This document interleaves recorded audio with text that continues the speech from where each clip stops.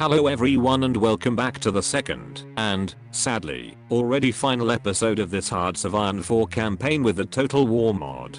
While what will happen in this video has already been spoiled in the title, I really need some advices on how to play with the Asian nations. If in my earlier attempt with Japan I had to give up in 1943 as I miscalculated all of my plans and I demonstrated to the HOI and Hearts of Iron 4 community how bad I'm in managing a naval power, after this video I could theoretically shut down my channel and find something else for my life. Seriously, never in my Hearts of Iron career I suffered such a heavy humiliation from the artificial intelligence. But let's go in order. The year 1937 began with 104 crappy divisions deployed in the field, fully trained but under-equipped and unprepared for war. As the days passed, and as the Chinese industry simply failed to meet the required demand of rifles, artillery guns, ammunitions, uniforms, trucks, utility vehicles and bomber planes, there was nothing that I could have done to improve the situation. More and more military infrastructures were being built in the Chinese mainland, but the offer simply could not meet the demand. To make things even worse, I felt that time was running out as the Japanese and Manchurian armies began their deployment along the border. When the hostilities began, Chinese armed forces managed to hold off Japan's initial attempts to storm Beijing as well as to land a strike force near the port of Qingdao. Despite the orders given to General Tianyan to protect the main ports with his garrisons, supported by additional 4 cavalry divisions, it seems that my first mistake was not to sufficiently reinforce his coastal army with an appropriate manpower pool. A total of 12 divisions turned out to be totally insufficient to provide an adequate protection along the whole coastline. After the first failed attempt at Qingdao, the Japanese quickly learned the lesson and 2 weeks later they landed a small amphibious party for a total of 5 divisions on both western and eastern side of the city. As Field Marshal Tier 92's attentions were focused on the northern section of the front, Japanese landings proceeded completely unnoticed. General Huzanen's 5th Army was committed piecemeal to the fight, instead of striking a decisive counter-attack against the poorly organized and unsupplied Japanese troops. But the biggest mistake of all was to send the only militia division garrisoning Qingdao in a futile and useless pursuit of an enemy infantry division, decision which left the coastal city open and allowed the Japanese to take it unopposed, thereby securing a solid supply base for future operations. True, throughout the days following the fall of Qingdao, Chinese troops managed to surround and annihilate 2 enemy divisions, but this small achievement proved to be like a drop of water in a sea of fire. The fact that everyone's attention was focused on holding the fortified line along the northern border meant that the Japanese could easily bring up as many reinforcements as needed to push against the thin defensive lines held by Zanen's 5th Army. Then the situation precipitated. On July 1st, the Japanese attempted and succeeded in landing an amphibious detachment of 2 cavalry divisions south of Shanghai, and after a 6 days battle, they overcame the garrison's resistance, despite the presence of an extended network of fortifications in and around the city. The collapse of the southern front coincided with a Japanese victory against Mao Zedong's troops and triggered a chain reaction, resulting in a general retreat of the Chinese lines deeper and deeper into the mainland. Inevitably, during this endless retreats, Japanese motorized and cavalry divisions overrun several retreating Chinese troops, capturing hundreds of thousands of prisoners and opening wide gaps in the enemy lines. Particularly severe for the Chinese army was the Battle of the Kaifeng-Zhuzhou salient, which began on December 7, 1937, when Japanese forces launched a powerful blow south of Zhengzhou, against which Chinese counterattacks proved completely useless, as more than 26 divisions were well dug in and holding their lines along the Kaifeng-Zhuzhou sector. Their left and right flank simply collapsed under the weight of the Japanese onslaught. On December 21st, Zhengzhou fell in the hands of the invaders and widened even more the gap along the Kaifeng-Zhuzhou salient left flank. Fearing an encirclement, Chinese troops holding the northernmost tip of the salient were forced to rapidly abandon their positions. Further to the south, Japanese soldiers conquered a large bridgehead west of the River Gan and occupied Ganzhou on December 27th and Wuhan, further north, fell on the 31st of the same month. Humiliated was occupied on January 8, 1938, and by that time there were only 3 divisions holding a corridor through which all kind of supplies were flowing to 46 divisions. As confusion raged supreme during the retreat, 2 militia divisions retreated eastward instead of falling back towards the west, opening the way for the Japanese cavalry. By January 15th, the line was stabilized once again, but a coordinated Japanese offensive with 1 motorized, 1 cavalry and 1 infantry division against the narrowest section of the corridor proved to be too much for the exhausted Chinese militiamen. On January 19th, the line collapsed, and 43 divisions became trapped in an area between Shanghai and Fuang. A local counterattack from within and outside the pocket enjoyed initial success largely due to the surprise effect on the disorganized Japanese troops, but enemy reinforcement quickly halted the Chinese advance and forced the attackers to fall back to their initial positions. Under the leadership of TN-92, the Chinese tried desperately to reorganize the lines and slow down the enemy advance, but the loss of 43 divisions turned out to be a severe catastrophe. Unable to restore such collapsing situation, China finally capitulated to the invaders on May 13, 1938. I think that it is now the time to ask, what went wrong?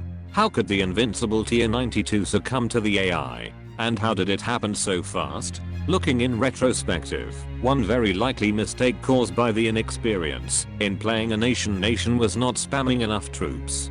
Despite reading everywhere that when playing China the most important thing to do is to focus on production of military factories and pump out as much equipment as possible for the infantry divisions, TN-92 insisted on getting the best template out of everything. While this would have provided some nice bonuses in the early stages of the war, the dogma of quality over quantity does not apply in nations like China. Given their almost inextinguishable manpower pool, the best thing to do would have been to recruit as many divisions as possible, to grind to a halt the Japanese advance, and inflict as many casualties as possible on the aggressive invader.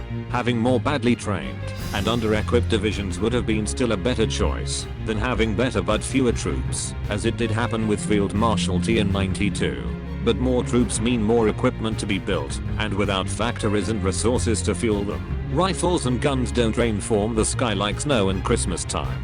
The root of the problem seems to lie upon the national foci choice made by TN-92, who focused mostly in getting rid of all the research and construction maluses, while instead he should have prioritized the industrial branch.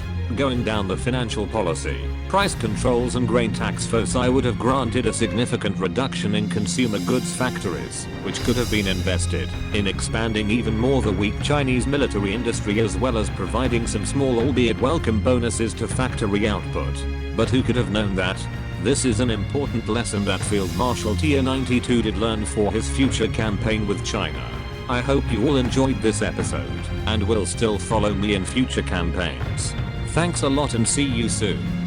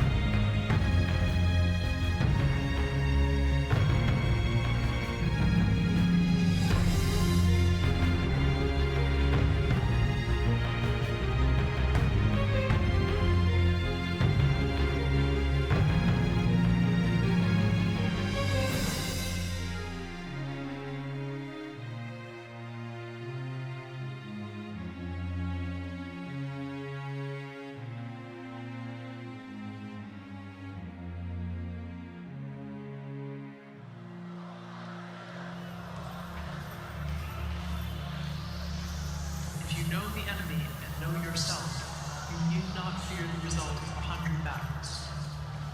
If you know yourself, but not the enemy, for every victory gained, you will also suffer a defeat.